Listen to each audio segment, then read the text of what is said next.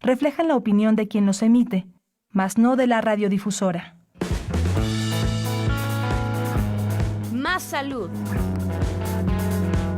Radio UNAM y la Facultad de Medicina presentan Más saludable, más sexualidad, más mente, más veraz, más confiable, más UNAM. Consulta nuestra revista www.massaludfacmed.unam.mx. Coordinación de Comunicación Social.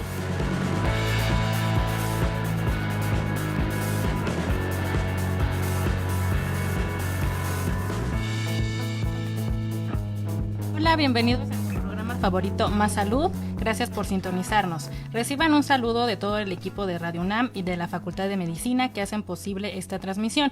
De igual forma, nos vemos en Facebook en la página oficial de la facultad. Soy Samantha Cedeño Quintero y nos acompaña también la doctora Guadalupe Sánchez Bringas, que ella se presentará. Hola, ¿qué tal? Muy buenas tardes. Soy la doctora Guadalupe Sánchez Bringas, jefa del Departamento de Embriología y Genética de Facultad de Medicina. El día de hoy se encuentra con nosotros el doctor Alberto Mendoza Álvarez. El doctor es egresado de la licenciatura de médico cirujano de la Escuela Superior de Medicina del Instituto Politécnico Nacional.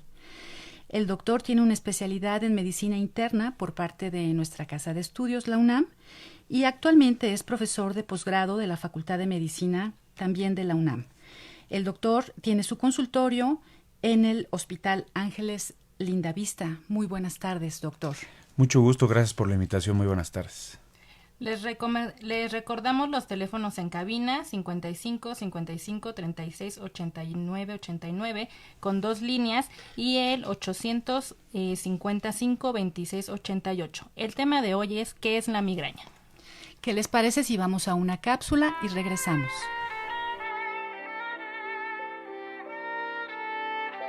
Migraña. La migraña es una de las cefaleas, dolores de cabeza, que origina mayor número de consultas al médico. El 15% de la población la sufre de forma recurrente. Conocer los factores que favorecen su aparición ayuda a prevenirla. La migraña puede presentar síntomas muy variados. Los más frecuentes son de tipo neurológico, gastrointestinal y sensitivo. Los síntomas de la migraña más habituales son fonofobia y fotofobia. El ruido y la luz pueden molestar terriblemente. Dolor. La transmisión por el nervio trigémido hace que la migraña sea una cefalea intensamente dolorosa. Molestias gastrointestinales, como lo son las náuseas. Palidez y cambios de temperatura en la cabeza. Hay otros síntomas de migraña menos específicos, pero que pueden resultar de gran ayuda para su diagnóstico, como lo son ansiedad, depresión, insomnio, fatiga y palpitaciones. Fuente: OMS, Organización Mundial de la Salud.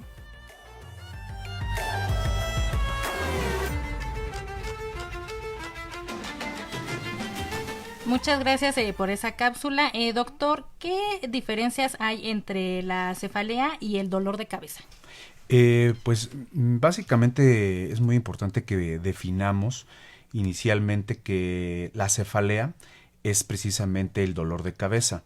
El dolor de cabeza hay de muchos distintos tipos y esto se le llama así, cefalea, y hay cefaleas que pueden ser de tipo tensional o de tipo migrañosa.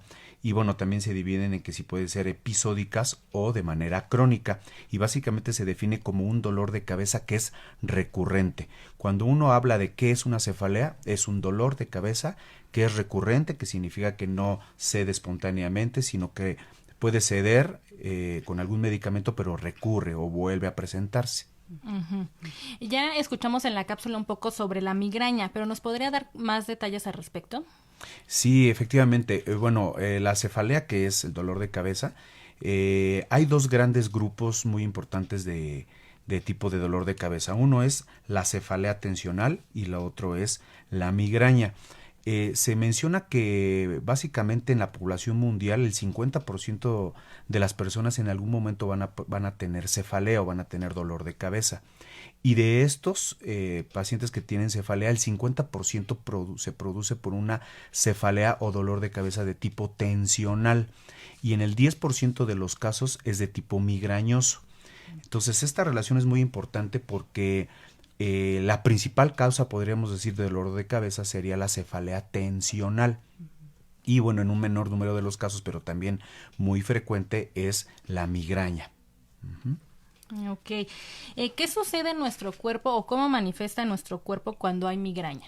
Correcto, esto es una pregunta muy importante porque nosotros cuando un paciente nos llega al consultorio y nos platica que tiene dolor de cabeza, una de las cosas más importantes que preguntamos es el cuadro clínico que presenta, porque para nosotros el cuadro clínico va a definir si el paciente tiene una cefalea de tipo migraña o de tipo tensional. Y también el tiempo de evolución es muy importante para la clasificación del dolor de cabeza. ¿Por qué? Porque puede tener una cefalea episódica o una cefalea crónica. Esto está definido por el tiempo de evolución del dolor de cabeza, si es menor de 15 días o mayor de 15 días. Menor de 15 días es episódica, mayor de 15 días es una cefalea ya más crónica. Ahora, cuando los pacientes nos dicen doctor, yo tengo un dolor de cabeza ya de algunos meses de evolución, yo tengo que preguntarle inmediatamente cuántos episodios de dolor de cabeza tiene al mes. Cuando los pacientes tienen entre 10 y 15 episodios de dolor de cabeza al mes, estamos hablando durante 15 días del mes, por más de 3 meses, esa es la definición que encaja para migraña. ¿Ok? Cuando el paciente tiene 15 episodios o de 10 a 15 episodios en el transcurso de 15 días de mes, por 3 meses. Esa es como que la definición de migraña con respecto de la temporalidad. Ahora, ¿qué tengo que preguntar o qué tiene que comentarme el paciente con respecto del tipo de dolor de cabeza? Es que si el dolor de cabeza es unilateral, si es decir, que si el dolor de cabeza es a un lado, en un solo lado de la cabeza. Porque en el caso de la cefalea tensional es de los dos lados. ¿Sí? Aquí quedaría muy importante que nuestros radioescuchas y las personas que nos estén viendo por Facebook puedan conocer que esta diferencia es muy importante. Un paciente que llega con un dolor de cabeza de los dos lados es más fácil que sea tensional. La persona que tiene un dolor de cabeza de un solo lado es más fácil que sea migraña. Ahora, eso es en cuanto a localización. En cuanto a intensidad, la cefalea tensional es más leve y puede ser moderada, pero es casi siempre leve. Y en el caso de la migraña es de moderada a severa la intensidad del dolor. Esa es la segunda característica. Tercera, los pacientes que tienen cefalea tensional, si acaso llegan a tener un poco de molestia con el ruido, pero es leve y solamente es molestia con el ruido. Pero en el caso de la migraña, los pacientes pueden tener molestia con el ruido, pero también les molesta la luz. Eso es algo importante. Y los síntomas acompañantes es náusea o vómito, en el caso de migraña, que casi no se presenta en la cefalea tensional. Y la última característica muy importante es que si se relaciona con actividades físicas o no. En el caso de la migraña, el paciente le impide hacer actividades, es discapacitante o bien la actividad física le puede desencadenar el dolor. Y en el caso de la cefalea tensional casi no se relaciona con la actividad física. Estos son como que las características clínicas más importantes para poder distinguir entre una cefalea tensional y una migraña. Ahora otra cosa, la duración del dolor. La duración del dolor en la migraña puede ir desde 4 horas a 72 horas. ¿Ok? Y esto pues evidentemente dice uno, pues de verdad es increíble que una persona puede tener tanto tiempo dolor. Efectivamente, claro. De hecho es una de las preguntas que nosotros tenemos que hacer mucho hincapié en el consultorio. De 4 horas a 72 horas la persona puede estar con dolor. Esa puede ser una característica más cercana para migraña, que a diferencia de la cefalea tensional puede durar algunas horas, pero no días, ¿no? Generalmente. Ok. Y ya hablando un poco más sobre la migraña, ¿se puede heredar? ¿Hay algún tipo de estudio o hay algo en la literatura donde podamos basarnos? En realidad no hay estudios que confirmen como tal una asociación genética en la cual obligadamente haya una herencia hacia las generaciones subsecuentes. Sin embargo, sí se ha visto que en el historial clínico, las personas que tienen migraña, posiblemente abuelos o padres también la padecieron, pero no se ha determinado algún cromosoma, algún gen que realmente defina de una manera dominante el que produzca una persona migraña si se identifique algún determinante genético. Ok. Para la mayoría de la población se cree o tenemos como el conocimiento de que es más frecuente en mujeres. ¿Qué tan cierto puede ser esto y también qué tan frecuente es en nuestra población como mexicanos? Muy buena pregunta, porque es muy importante señalar que el dolor de cabeza en sí es discapacitante, pero la migraña más. En realidad la cefalea en sí, la que es discapacitante es la de tipo migrañoso, y puede tener una repercusión en varios sentidos, desde el punto de vista social, desde el punto de vista económico, desde el punto de vista psicosocial con respecto de la persona. Tiene una repercusión muy importante, e incluso a nivel laboral. Es una causa muy importante de discapacidad laboral, y por lo tanto sí repercute en nuestra sociedad, ¿no?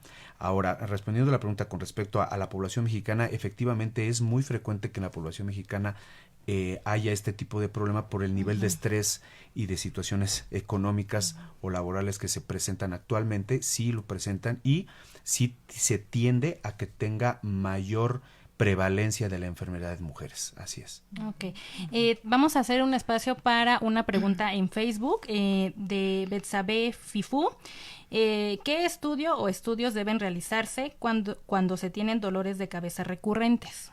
Esto es muy importante. Cuando una persona ya empieza a tener dolores de cabeza, tiene que tomar en cuenta algo: que si una persona tiene dolor de cabeza de más de 3 meses, definitivamente esto ya no es episódico, ya no es casual, ya es una cefalea crónica, y debe de considerarse 2 tipos: o tensional o migrañosa, y eso lo puede determinar su médico. Cuando los pacientes dicen, bueno, tengo más de 3 meses de evolución, número 1. Número 2, no se me quita con analgésicos convencionales, como paracetamol, ibuprofeno, indometacina, ácido acetil salicílico. Esto puede ocasionar que entonces no sea una cefalea tensional, sino pueda ser ya más de tipo migrañoso, de tipo migraña, y ahí es cuando deben acudir al médico. Ok. ¿Hay algún tipo de clasificación para las migrañas? O sea, ya sabemos como la diferencia entre cefalea y migraña, y dependiendo el dolor, ¿no?, donde se ubique. ¿Pero hay alguna específica para migraña? Sí, hay una migraña que es con aura, o sea, así se determina, y una migraña sin aura. Las personas que tienen dolor de cabeza tienen que definitivamente aprender a identificar los síntomas pivote, los síntomas guía que me orillen a ir a buscar a un médico. ¿Por qué? Porque los síntomas que hablábamos de migraña de manera general son los que mencionábamos: una intensidad moderada severa, que sea de un solo lado de la cabeza, que sea punzante, hace rato me faltó mencionar eso, que sea punzante, no que sea opresivo, sino que sea punzante para pensar que la persona pueda tener migraña, y que se relaciona con alguna actividad física. Ahora, estos son los síntomas generales de migraña, pero cuando tiene aura, a que si no tiene aura, al paciente le puede ayudar a saber cuando ya va a desencadenarse el dolor. Una persona que tiene una migraña con aura, el aura significa que son el conjunto de síntomas que preceden, o sea, que son antes del dolor de cabeza, y lo puede preceder desde 30 minutos a algunas horas, a 4 horas aproximadamente, lo puede preceder al dolor. Generalmente el promedio es de 1 hora.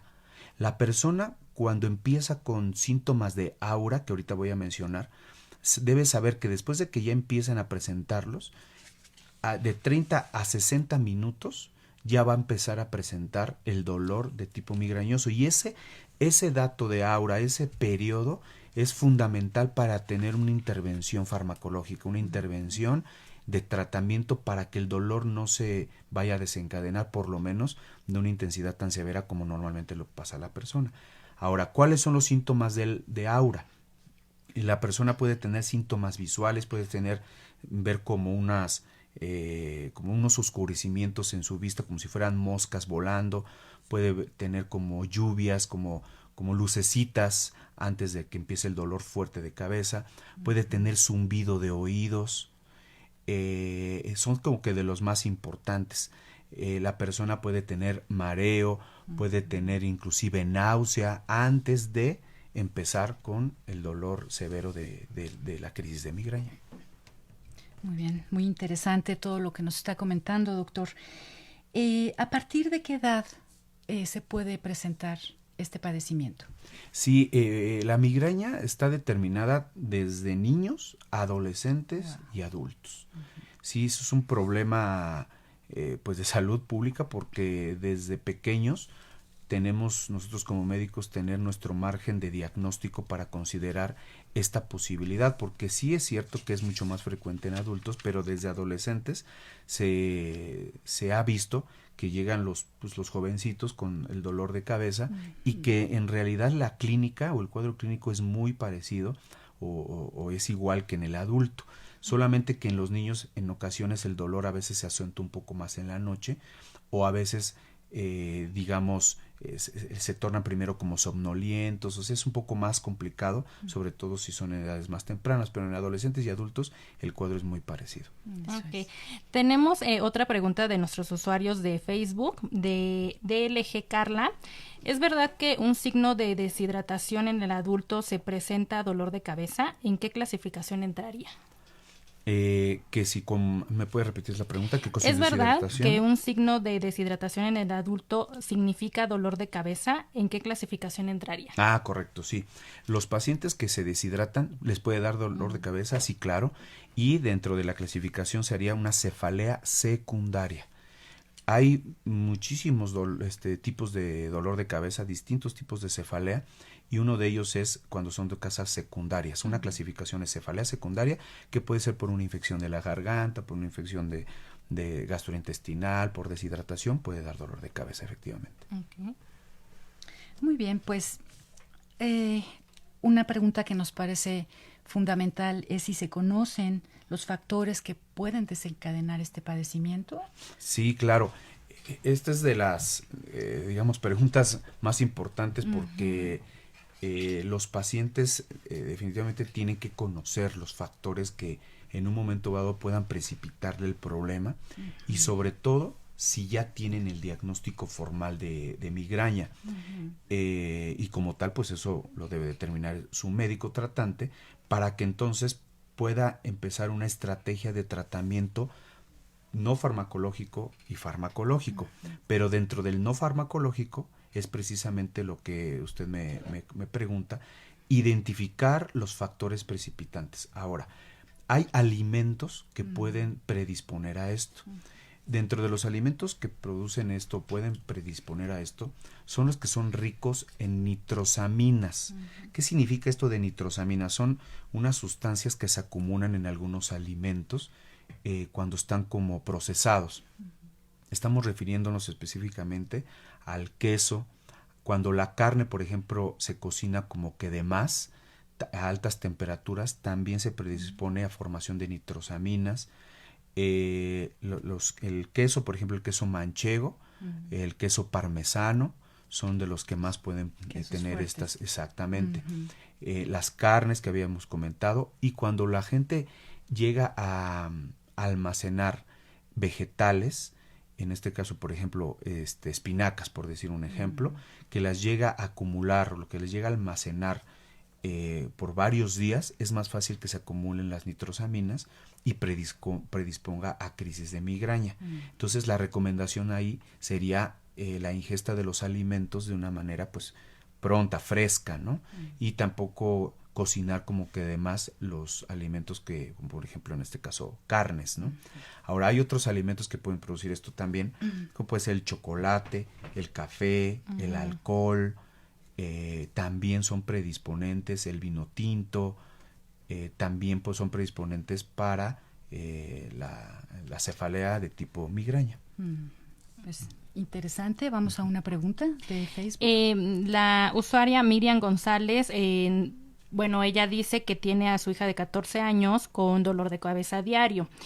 Hace algunos años tuvo colesterol alto y el doctor dijo que era por la leche entera. Ahora toma descremada. ¿Cómo podríamos hacerle como un cuadro en este momento, doctor? Sí, de hecho es muy importante la pregunta, porque también otro factor es los lácteos.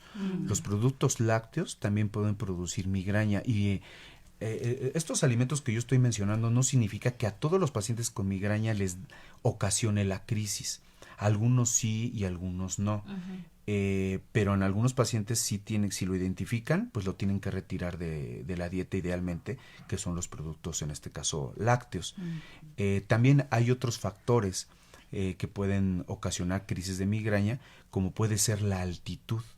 En lugares que son de un nivel alto, en metros a nivel del mar, tienen más predisposición para desencadenar las crisis. También en caso de las mujeres, el periodo menstrual o premenstrual también ocasiona un factor predisponente. ¿Sí? Hay unas personas que cuando las temperaturas están muy bajas o muy altas también les predispone. Entonces aquí sí entramos en un terreno un poquito ambiguo, porque ahí sí va dependiendo de cada persona. Pero los factores hormonales, como mencioné hace un momento, tienen un papel importante. Pues realmente estamos llenos de factores que pueden estar desencadenando este padecimiento, doctor.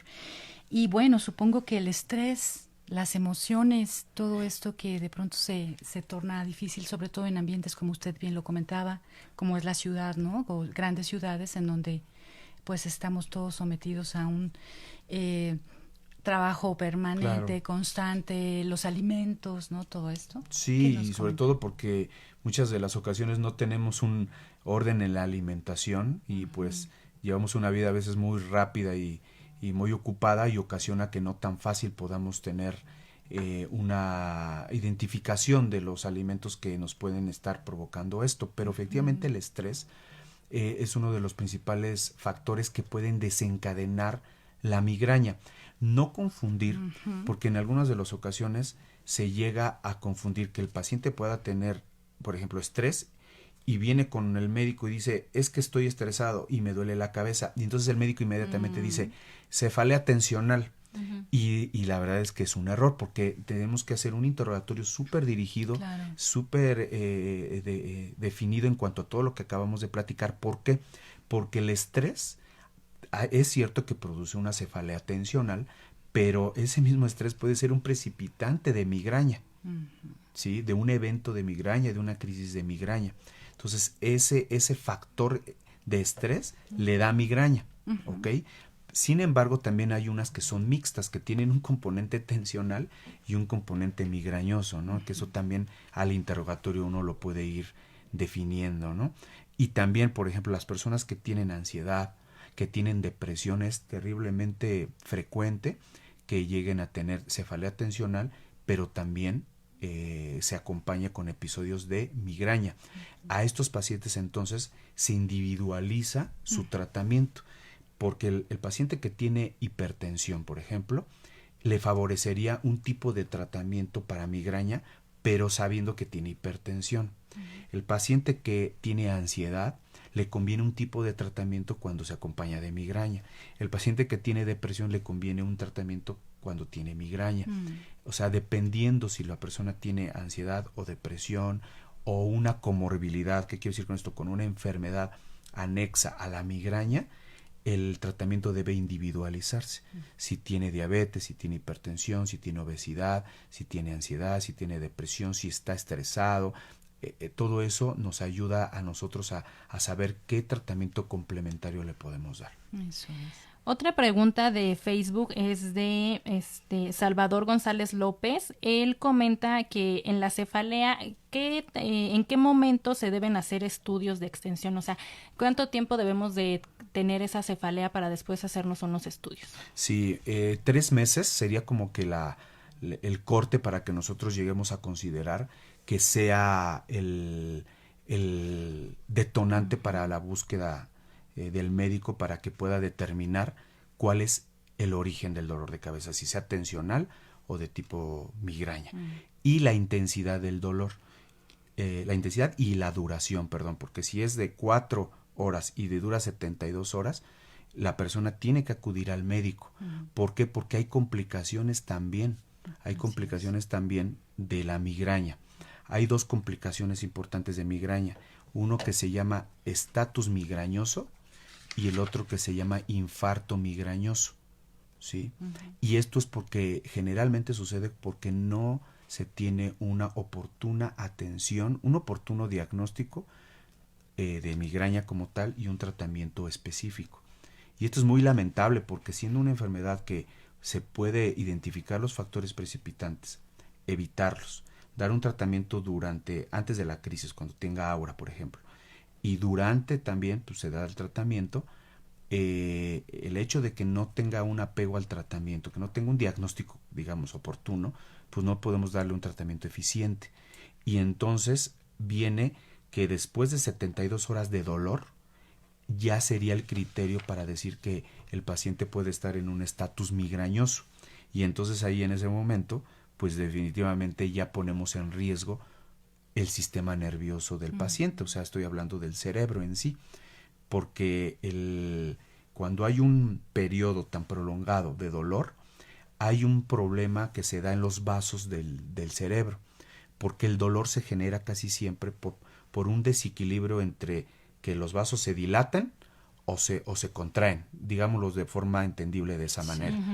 Y entonces eso ocasiona que pueda haber riesgo de hasta un infarto cerebral. Esa es una de las principales complicaciones ya en una etapa sin tratamiento y muy avanzada, que no es frecuente, por supuesto, pero que si llega a producirse un espasmo de una arteria importante en el cerebro, después de muchas horas sin tratamiento, puede ocasionar infarto cerebral. Esas son como de las dos complicaciones. Una, estatus migrañoso, que cuando dura más de 3 días sin que se le quite, o bien un infarto, ¿no? Wow.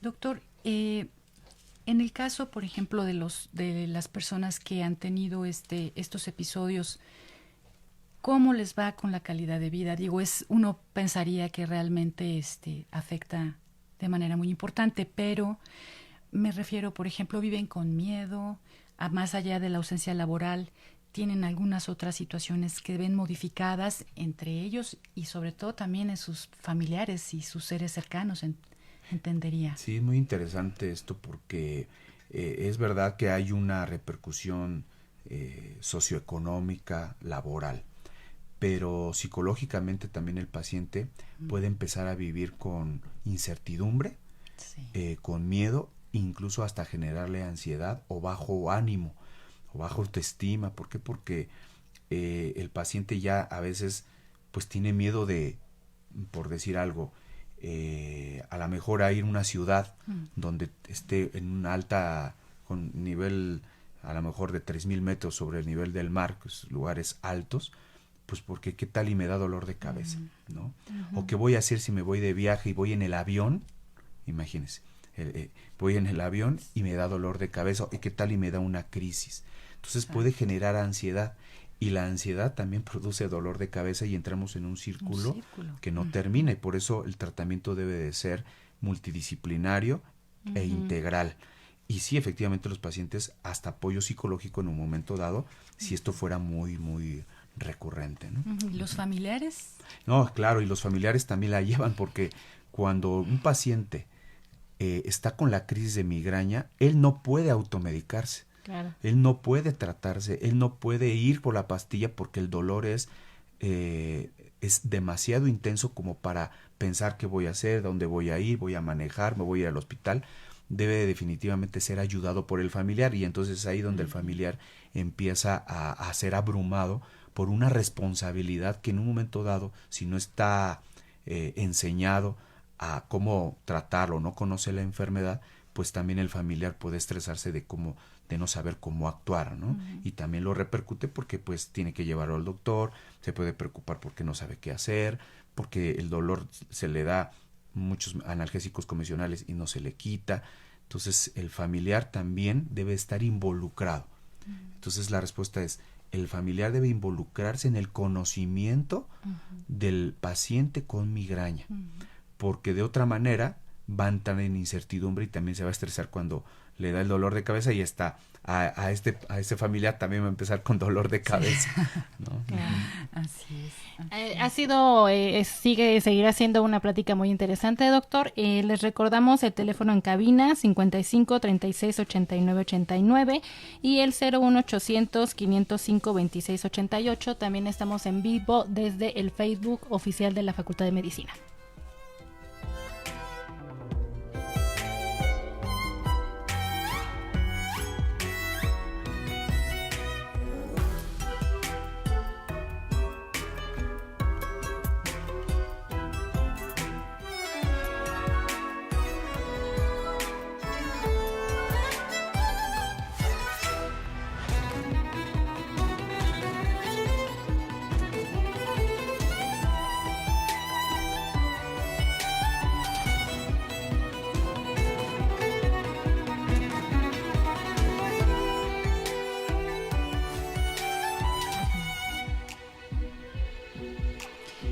Yo quisiera, doctor, insistir un poquito en la prevalencia de la enfermedad en mujeres.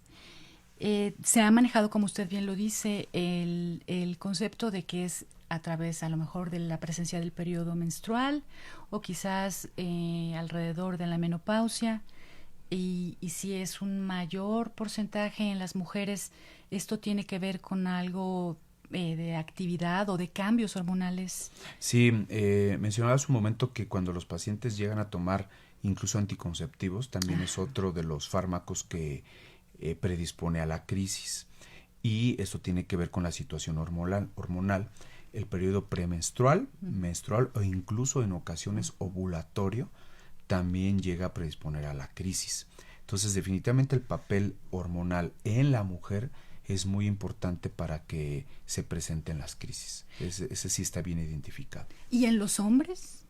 Es mucho menos el factor hormonal como tal. Sin embargo, la migraña la pueden presentar más que nada por otro tipo de factores psicosociales o de estrés o de alimentación. Son como que los que más se presenta en el hombre. Y otro factor que es el de insomnio. Los pacientes que no duermen bien, y que generalmente muchas veces es el hombre, pues va a la casa, a lo mejor está trabajando, a lo mejor no descansa bien, no duerme bien, es de los factores más importantes en el varón, en el hombre, para que produzca una crisis de migraña. Eso es. Bueno, pues vamos a una pregunta. Tenemos un caso de una de nuestras seguidoras de Facebook, Natalia Ulín Méndez. Voy a hacer una abstracción de lo que ella nos comenta. Ella dice que tuvo migraña desde los 17 años, tuvo varios golpes en la cabeza en su niñez y ahora ya más grande, otra vez le regresó a los 21 años. Y actualmente le diagnostican o le detectan un microadenoma, perdón. Entonces ella comenta que ahora son más fuertes sus dolores de cabeza, los mareos, ascos, manchas en la vista. ¿Tiene alguna relación con esto o cómo podría ser como una situación con este caso? Muy bien, aquí con este caso hay dos factores que yo estoy mirando, que tiene una cefalea crónica de entrada. Tiene una cefalea crónica porque es desde los 17 años. Habría que ver qué tanto suceden los episodios. Habíamos comentado, si tiene ella 10 episodios a 15 episodios durante un mes, por más de 3 meses, que parece que es el caso, esto es crónico. Y cuando es crónico hay que ver las características de su dolor. A mí me interesaría saber si a ella le duele de un solo lado, si le punza la cabeza y si la intensidad es de moderada a severa. Esas son las principales preguntas que uno hace. Si me dice sí, entonces el diagnóstico es migraña. Tiene que tener un tratamiento de migraña. Ahora, tiene un microadenoma hipofisario. Los pacientes que tienen microadenomas también pueden llegar a tener una cefalea, pero secundaria a los adenomas, pero sobre todo si son grandes. No sé, desconozco el tamaño del adenoma, pero bueno, si me dice ella que es microadenoma, es un tumorcito muy chiquito en la hipófisis que normalmente no le ocasionaría tanto dolor. Yo me inclinaría más en este caso que fuera tal vez de tipo migrañoso o tensional. Ahí necesitaría yo saber más datos de ella. Ok. Tenemos otra consulta de la seguidora Andy Hernández. La pregunta es, ¿cómo influye una neuralgia del trigémino en este tema? Sí, claro, qué bueno que lo menciona. Es otro de los causales de dolor de cabeza crónico. La cefalea crónica, también una de las causas es la neuralgia del trigémino. Cuando hay neuropatías, ocasionan dolor de cabeza, aparte de la tensional, aparte del de tipo migrañoso. Hay unos tipos de cefalea que son por neuropatías, ¿qué quiero decir con esto? Que hay nervios que salen del cerebro, en este caso el nervio trigémino que sale del cerebro también, llega a afectarse, se llega a inflamar, y ese da dolores terriblemente severos y que también da dolores de cabeza. Pero habría que tratar la causa de esa neuropatía del trigémino, ¿no? Y tener un tratamiento muy, muy específico con respecto de esta causa. Aquí tenemos también la llamada de la señora Marta Riva Palacio. La señora Marta Riva Palacio tiene 71 años y nos comenta que le dan dolores de cabeza, que le despiertan en la madrugada, lleva tomando pastillas de paracetamol por mucho tiempo, aproximadamente 100 al mes. Dice que qué puede hacer, y también dice que si le podemos repetir los datos del doctor Sergio Alberto Mendoza Álvarez. Gracias. Es muy bueno tener esta retroalimentación con preguntas porque amplían mucho la expectativa y podemos ampliar un poquito más. Es muy importante la edad de la señora porque ella tiene 71 años y hay un corte de edad para que nosotros sospechemos más en un paciente con migraña. Menos de 50 años es más fácil que el paciente tenga migraña. Más de 50 años es menos probable. Entonces, por probabilidad, considero que es más probable que ella tenga una cefalea de tipo tensional.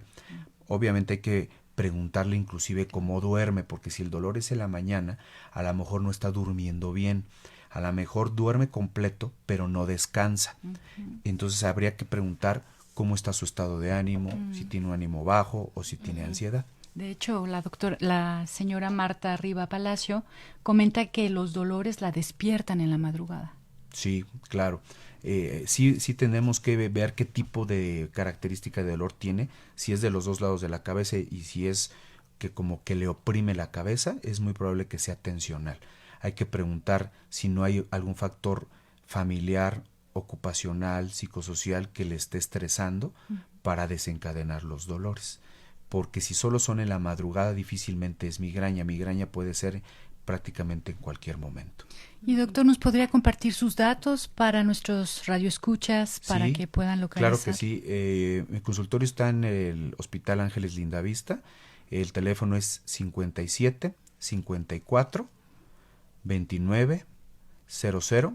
Repito, 57 54 29 00. Y también puede visitar nuestra página por Facebook y me puede encontrar como doctor Sergio Alberto Mendoza Álvarez. Tenemos un concepto que se llama Integralia, consultorio médico Integralia, que la idea es precisamente dar un manejo integral a los pacientes, no solamente viéndolos como, por ejemplo, en este caso, dolor de cabeza, sino saber cuál es la causa, que son muchas causas que puede haber de dolor de cabeza, o definir si el paciente tiene una cefalea tensional o migrañosa para iniciar para nuestra amiga Marta Riva Palacio un tratamiento adecuado, porque después con paracetamol 100 al mes tiene pues mucha posibilidad de tener un daño hepático y hay que tener mucho cuidado con esto. Doctor, hablábamos ya anteriormente sobre algunas síntomas antes de la migraña. ¿Siempre aparecen estos síntomas o habrá personas que de repente les tenga el suceso? Sí, es cierto. Hace rato platicaba yo de la clasificación. Hay una clasificación de migraña sin aura y migraña con aura. Me enfoqué más en la de con aura. Pero efectivamente los pacientes pueden de repente tener el dolor de cabeza sin aviso. Pueden tener el dolor de cabeza sin que tengan los avisos de las lucecitas, de los ruidos, de mareo, de náusea. Pueden de repente empezar con el dolor directamente y es severo, y por lo tanto el paciente idealmente estos pacientes que no tienen aura, idealmente tienen que tener un tratamiento que le llamamos como de mantenimiento, como un tratamiento crónico, no solamente agudo. ¿Por qué? Porque en estos pacientes que no tienen aura, ya cuando el evento, la crisis está desencadenada, es bien difícil tratarla, es bien difícil quitarle el dolor. Por eso es importante que si yo ya sé que tengo migraña, y por eso la importancia de acudir al médico, es que el médico, nosotros estamos encargados de darle un tratamiento que inclusive sea para evitar que le dé el dolor. O sea, es un tratamiento preventivo para evitar que le dé el dolor, y que entonces estas crisis se vayan siendo más esporádicas. Eso es. Y doctor, en ese sentido del tratamiento integral, nos comentaba que algunos ejercicios pueden estar asociados también como desencadenantes de ejercicio físico, me refiero, como desencadenantes de los episodios de migraña.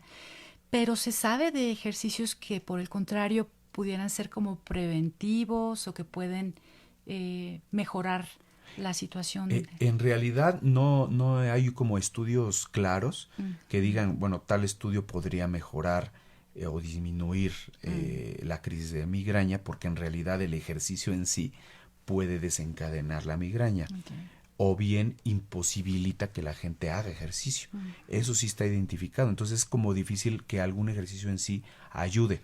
Pero si hablamos de estrés como un factor precipitante, hay terapias que en un momento dado pueden ayudar a disminuir esto. Por ejemplo, el yoga.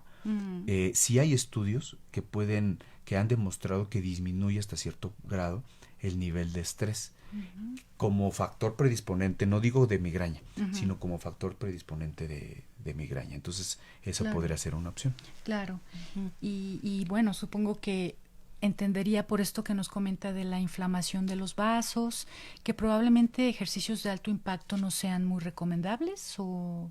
Sí, en realidad ejercicios en general no sería recomendable, pero ojo, no quiero generalizar, porque hay pacientes con migraña que le hacen ejercicio y no pasa nada. ¿Cómo vamos a saberlo? Si yo ya sé que un paciente tiene migraña y lo diagnostico en el consultorio, yo le diría, como por ejemplo, si es hipertenso, tiene que hacer ejercicio. Pero lo que nosotros recomendamos, o que está recomendado mundialmente, es 20 a 30 minutos de caminata o de ejercicio aeróbico diario, mínimo 5 días de la semana. Entonces yo le diría, vámonos de menos a más, vamos a hacer una caminata de 10 minutos y vemos si no hay desencadenante. 20 minutos no hay desencadenante, 30 minutos no hay desencadenante. Este es el ejercicio que hasta ahorita puedes hacer. Y de ahí ir escalando paulatinamente. De ahí la importancia de observar y de enfrentar esta enfermedad como una entidad, pues digamos que se tiene que abordar desde muchos enfoques, ¿no? Desde muchos ámbitos, porque vemos que no solamente el estrés, sino que hay una cantidad de causas. Y la verdad ahí es un problema, ¿no? Porque al final casi como que todo podría ser un desencadenante. Sí, una razón de... Sí, de hecho tiene muchas aristas el dolor de cabeza. De hecho hay una clasificación que nosotros utilizamos a nivel mundial de las cefaleas o de los dolores de cabeza. Y esa hay subclasificación de la subclasificación, porque hay distintas aristas de esto. Por eso la importancia de que tanto o un neurólogo o un médico internista podamos ver este problema, porque tenemos el panorama amplio de las distintas causalidades o factores precipitantes de este problema. Porque un paciente que tenga dolor de cabeza agudo, yo como médico internista agudo, tengo que pensar si no tenga, por ejemplo, un problema de meningitis, que no tenga una infección en el cerebro, que no tenga una infección a lo mejor leve gastrointestinal o respiratoria, ¿no? Pero si es un dolor crónico, yo también tengo que empezar, de acuerdo al interrogatorio, obviamente estoy hablando de manera general, pero también tengo que considerar que no tuviera, por ejemplo, un tumor cerebral, que no tenga una malformación, que no tenga un aneurisma, porque cuando es agudo, por ejemplo, y tiene hay una cefalea que se llama cefalea en trueno. La cefalea en trueno es aguda y es un dolor que es el más fuerte de toda mi vida, así dice la gente. Nunca me ha dado ese dolor y es incapacitante. La persona de plano se queda quieta y entonces ahí, si a mí me llega así, yo ya tengo que decir, ¿sabe qué? Tengo que hacer una tomografía. ¿Por qué? Porque puede tener un derrame cerebral por un aneurisma roto. Entonces, esta visión pues la tiene o el neurólogo o el internista, y por eso es importante que se acuda al médico, tanto si es agudo, pues con más razón, pero también si es subagudo o crónico. Y distinto, de acuerdo a la sintomatología, nosotros vamos a definir cuál es el tipo. Claro. Tenemos otro caso de seguidores de Facebook, Akire Sol. Ella comenta que su mamá sufre de dolores de cabeza muy fuertes y se marea mucho y se le duerme la lengua. ¿Qué puede ser? Él lo compara un poco con que se ve como si estuviera borrachita, dice. Entonces, ¿qué puede ser este caso? Hay otro dolor de cabeza, otra cefalea que se llama cefalea en racimos. Habría que preguntarle si aparte se le pone los ojos rojos, porque también, o que le lagrimee el ojo. Cuando se pone el ojo rojo o le lagrimea y aparte tiene adormecimiento o tiene cambios en las pupilas, también tenemos que considerar una tipo de cefalea que se llama cefalea en racimos. Pero ahí sí, ese tipo de cefalea no es tan frecuente y tenemos que como que interrogar y explorar cómo está su cara para ver si es este caso. Ahora, cuando los pacientes tienen cefalea tensional muy severa, que no es lo habitual, llegan a tener cierto adormecimiento en la cara, que es como transitorio, y muchas veces y mareos, y se relaciona más bien al dolor agudo. El dolor agudo, aún de la cefalea tensional, puede ocasionar mareo y hormigueos en la cara, y muchas veces se relaciona a un coraje, si puede pasar, a un estrés muy fuerte, a una noticia muy impactante para la persona, y si puede incluso predisponer hasta una parálisis facial. Sí. Claro. Doctor, yo quisiera aquí además hacer un espacio, una pausa para preguntarle y para que nos haga favor de comentar su opinión en relación al abordaje clínico, a la elaboración de la historia clínica, la importancia de la historia clínica para poder detectar no solo este padecimiento, sino todas las enfermedades, y un poco como dirigirlo también su respuesta a nuestros estudiantes de la Facultad de Medicina y bueno, a todos los estudiantes de la carrera de Medicina. ¿Qué nos puede comentar al respecto? Sí, para nuestros estudiantes de la facultad, la verdad es que es un gusto poder hablar con ellos con respecto a este tema, porque muchas veces se menosprecia o le es cansado al estudiante o inclusive al médico interno de pregrado, le es a veces fastidioso hacer una historia clínica, pero en este caso, con este tema, es fundamental. Podríamos decir que es el eje de diagnóstico para migraña o para saber la causa de un dolor de cabeza, es la historia clínica, es toda la amnesis que nosotros hacemos de nuestro paciente. Si uno como médico no aprende desde de estudiantes a hacer historias clínicas, que a lo mejor de repente es un poco cansado, esto es lo que realmente nos va a dar nos va a ampliar nuestro margen de diagnóstico, nuestro índice de sospecha para saber si un paciente tiene un tipo o X o Y de cefalea, nos los va a decir la historia clínica. Entonces tenemos que ser muy detallistas y ordenados en las preguntas que le hacemos a nuestro paciente. Eso quisiera que se quedara a nuestros estudiantes. Tener que ser muy detallistas y ordenados en el interrogatorio con el paciente, porque hay veces que el paciente nos empieza a decir, sí, el doctor, el dolor me empezó hace 8 años y fíjese que hace un mes, y él lo empieza a revolver porque lo importante que él ya quiere que le den un tratamiento, pero si uno no es ordenado desde el origen del dolor, desde el que empezó el dolor, desde el principio de su padecimiento, no vamos a poder llegar al diagnóstico correcto, y de entrada es toda la historia clínica, porque dentro de todos sus antecedentes, de sus antecedentes personales y sus hábitos alimenticios, ahí está la intervención que vamos a hacer.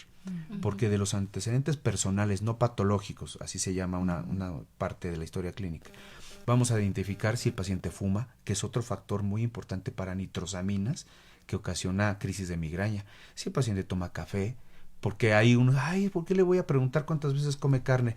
Que cuántas veces come tal. Eso que uno está preguntando ahí nos va a decir la pauta por ejemplo, de los lácteos. Todo eso nos va a decir qué le debemos quitar al paciente para su tratamiento, por ejemplo, en los antecedentes no patológicos. Y después ya cuando vengan sus enfermedades, diabetes, hipertensión, si está controlados, para que yo empiece a quitar factores que me digan si ese es la causa del dolor o no. O sea que también para nuestros radioescuchas es muy importante tener claro que hay que acudir al médico, que no hay que automedicarse ni hay que tomar decisiones que no nos competen. Y en ese sentido, doctor, ¿usted nos podría comentar sobre los tratamientos con medicamentos y aquellos que no utilizan medicamentos, ¿no? Algunos, no sé si terapias alternativas. ¿Qué nos podría comentar?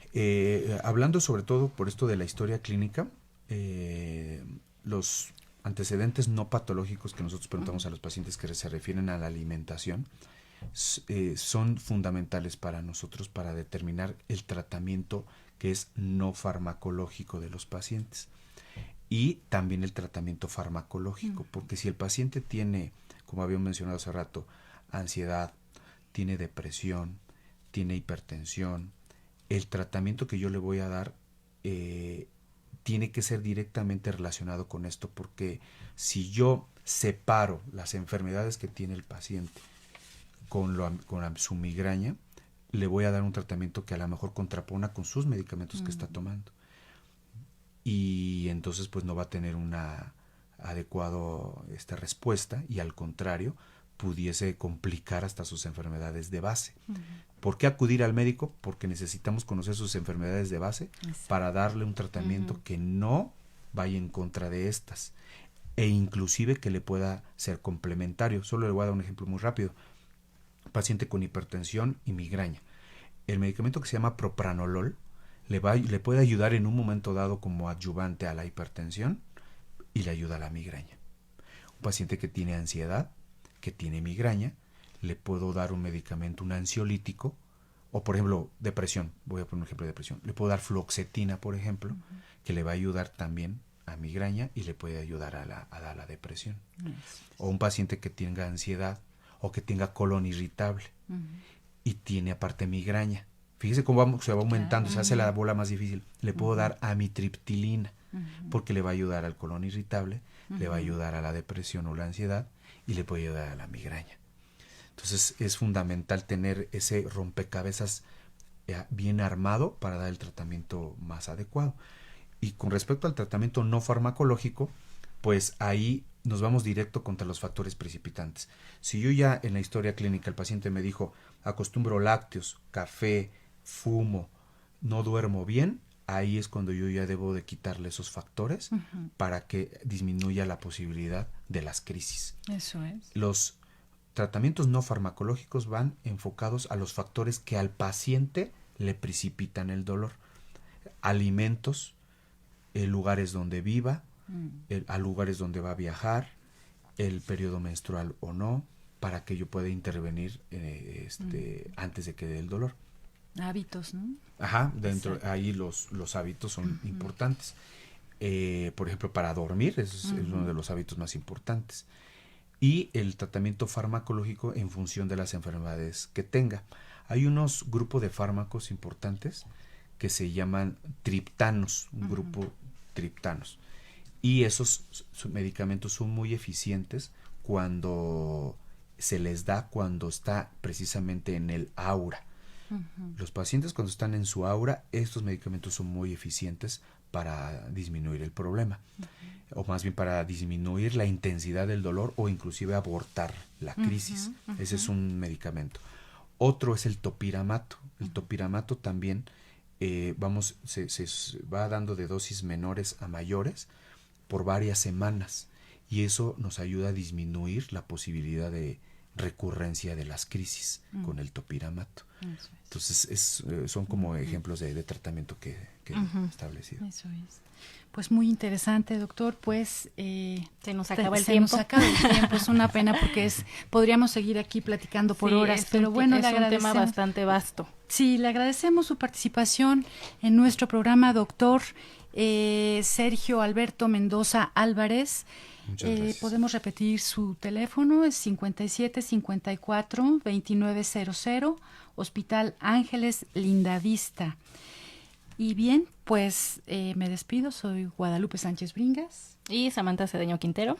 Un gusto estar con ustedes y también con todos nuestros estudiantes de la facultad y pues todos nuestros radioescuchas, que esperemos que les haya servido, que no haya sido difícil la transmisión de la información y sobre todo que acudan con nosotros los médicos para que le establezcamos su diagnóstico oportuno y darle su tratamiento que realmente le sea eficiente.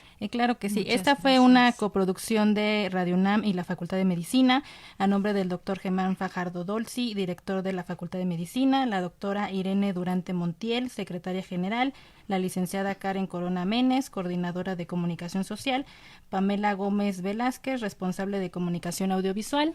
Y en la producción, la licenciada Erika Alamilla Santos, voz de las cápsulas, licenciada Andrea Candy Uribe.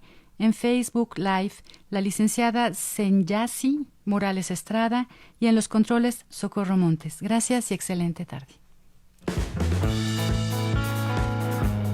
Radio